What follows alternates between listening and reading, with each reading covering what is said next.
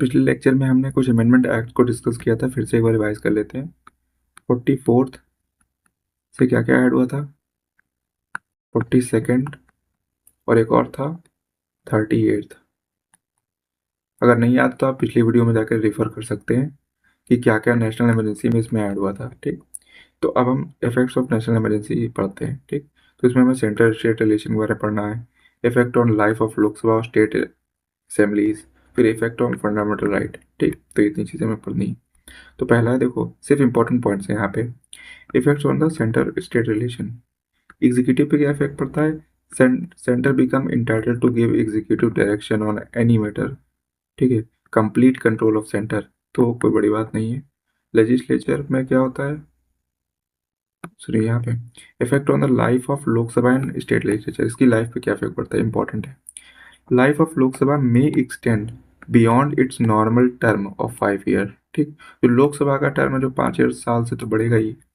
Extension can't be continued beyond a period of 6 month after emergency is void. ठीक, तो emergency जब खत्म हो जाती है उसके बाद 6 महीने के बाद उसके बियॉन्ड ये टर्म नहीं एक्सीड कर सकता है। ठीक, parliamentary can can extend the term of the state by 1 year each time for any number of time. ये एनी नंबर ऑफ टाइम बहुत इंपॉर्टेंट है।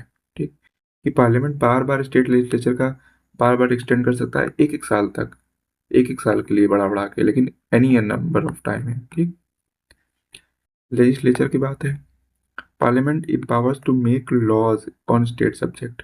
ठीक, नॉर्मल सी बात है।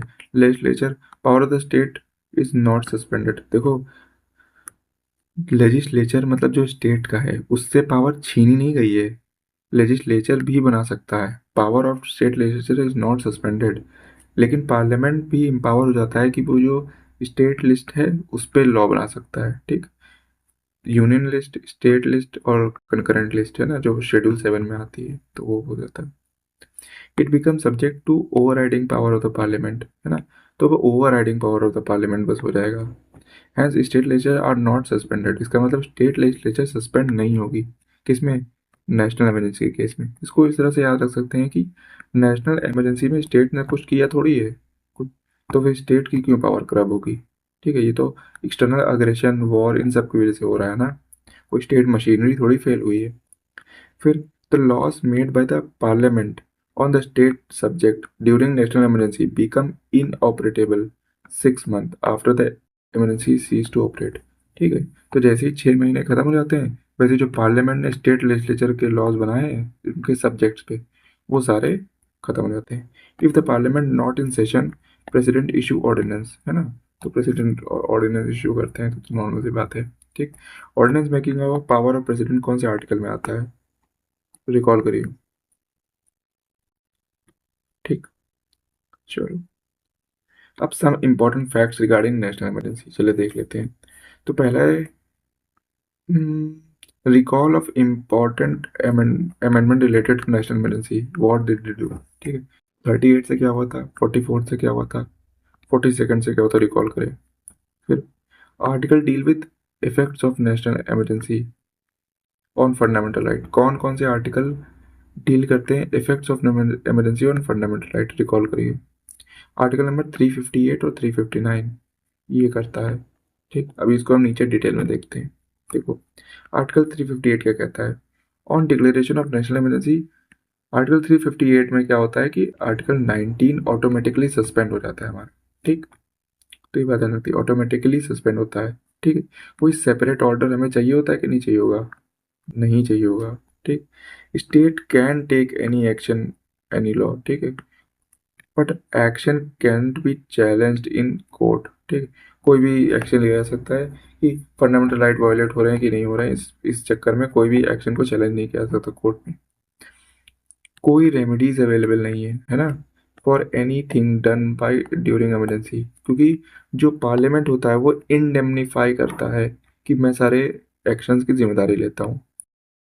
मीन्स जो है, मीन्स इसका मतलब क्या होगा, legislature executive actions during emergency can't be challenged in court even after the emergency is, तो even after emergency ऐसे प्रीलिम्स क्वेश्चन आएगा कि इमरजेंसी खत्म हो जाने के बाद तो चैलेंज हो जाएगा नहीं, इमरजेंसी खत्म हो जाने के बाद भी आप चैलेंज नहीं कर सकते कोर्ट में। ठीक, क्योंकि पार्लियामेंट पूरी टोटल इंडेमनिटी लेता है यहाँ पे कि जितने भी एग्जीक्यूटिव एक्शन लिए गए हैं वो उसकी परमिशन से लिए गए हैं।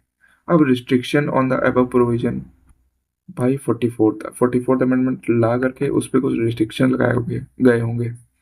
तो आर्टिकल 19 कहता है, आर्टिकल 19 सस्पेंड हो जाता है, ठीक। ओके, कोई बात नहीं। But only when national emergency is declared on the grounds of war या एक्सटर्नल एग्रेशन। अगर मान लीजिए किसी ने वॉर कर दी है या एक्सटर्नल एग्रेशन हो गया, किसी और कंट्री से थ्रेट आए, तभी आर्टिकल 19 को सस्पेंड माना जाएगा, ठीक है। आर्म रेबेलियन के केस में ऐसा नहीं होगा, ठीक। तो ये इंपॉर्टेंट पॉइंट है। Second, only those laws related to national emergency can't be challenged, ठीक है। और उन्हीं लॉज को चैलेंज नहीं किया जाएगा, ठीक है, जो रिस्ट्रिक्टेड नहीं होंगे प्रेसिडेंशियल ऑर्डर में, बस, है ना। तो जिन लॉज का रिलेशन नहीं होगा इमरजेंसी से, सिर्फ रिलेशन होगा इमरजेंसी से, सिर्फ उनको चैलेंज नहीं कर सकते, बाकी चैलेंज किए जा सकते हैं, ठीक। आर्टिकल 359 इसको नोट से देख लेंगे, लेकिन फिर भी जहाँ जितना दिया हुआ है देख लेते हैं। आर्टिकल 359 कहता है कि only enforcement of right is suspend, सिर्फ इन्फोर्समेंट सस्पेंड हुआ है, ठीक है। फंडामेंटल राइट सस्पेंड नहीं हुए हैं, ठीक है। Specified by presidential order, both both, है ना, both houses. Legislature executive orders taken during the emergency can't be challenge, में बात कर लिए।